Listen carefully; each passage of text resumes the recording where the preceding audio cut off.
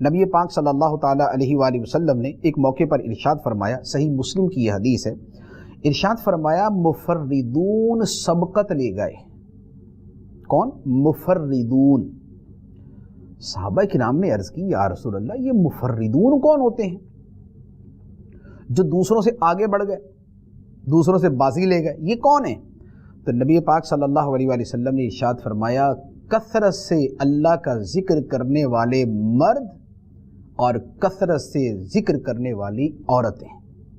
فرمایا یہ مفردون ہیں اور یہ دوسروں سے بازی لے جاتے ہیں، یہ آگے بڑھ جاتے ہیں نیکیوں میں، اللہ کی رضا میں، خدا کے قرب میں، خدا کی نزدیکی میں، یہ آگے بڑھ جاتے ہیں، یہ جنت کی طرف آگے بڑھ جاتے ہیں جو ذکر کی کثرت کرنے والے ہیں، اور اس میں مرد عورت دونوں شامل ہیں۔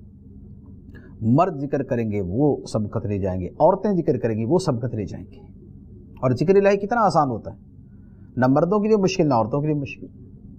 عورتیں گھر میں کام کاج کرتے ذکر الہی جاری رکھیں، زبان سے پڑھتے رہیں، تسبیح ہے، لا الہ الا اللہ، سبحان اللہ، الحمدللہ، اللہ اکبر، لا حول ولا قوت الا باللہ، اور سبحان اللہ و بحمدہ سبحان اللہ العظیم، کتنے اذکار ہیں، پڑھتی رہے۔